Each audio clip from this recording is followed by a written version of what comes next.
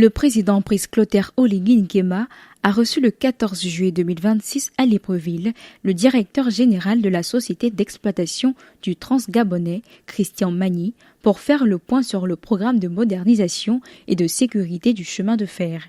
Selon le bilan présenté, 424 km de voies ont été renouvelées avec des traverses en béton de 180 km de rails remplacées depuis 2021. L'usine de Boué a déjà produit près de 700 000 traverses sur un objectif de 1,1 million. Les travaux affichent un mois d'avance sur les objectifs du semestre. Le chef de l'État a réaffirmé sa volonté de faire des infrastructures un pilier de la souveraineté économique et de la prospérité nationale.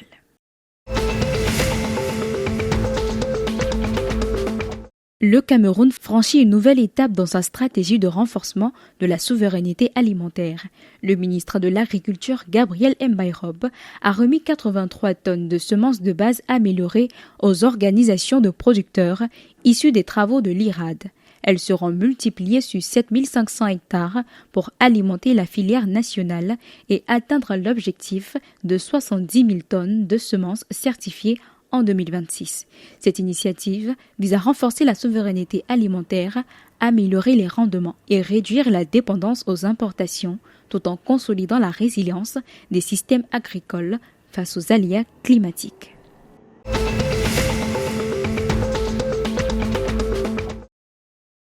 Le ministre des Finances, du Budget et du Portefeuille public de la République du Congo, Christian Yoka, a présenté le 14 juillet 2026 au Sénat le projet de loi de finances rectificative 2026 arrêté en recettes à 2 778 milliards de francs CFA contre 2 550 milliards initialement. Les dépenses sont portées à 2 561 milliards de francs CFA, soit plus de 10% par rapport aux prévisions. Le texte dégage un excédent budgétaire prévisionnel de 216,9 milliards de francs CFA, en baisse par rapport aux 230,3 milliards initiaux destinés à couvrir le déficit de trésorerie. Les hypothèses macroéconomiques maintiennent une croissance de 5,5% et une inflation ramenée à 2,7%. Le prix du baril congolais est réévalué à 67 $. Le projet vise à renforcer la mobilisation des recettes, rationaliser les dépenses et consolider la résilience économique avant examen par les deux chambres du Parlement.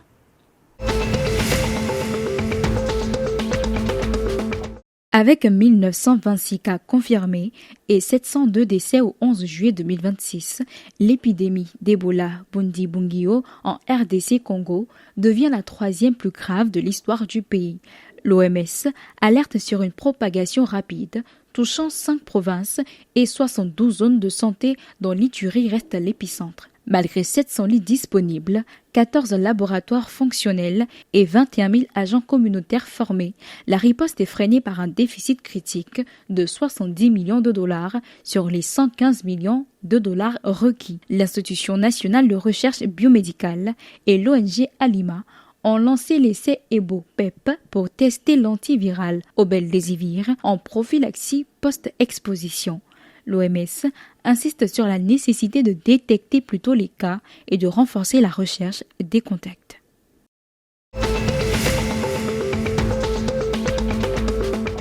Le championnat provincial de football du Moyen-Chari a débuté le 13 juillet 2026 à Sarre, au Tchad, réunissant plusieurs équipes pour promouvoir le football local et détecter de jeunes talents.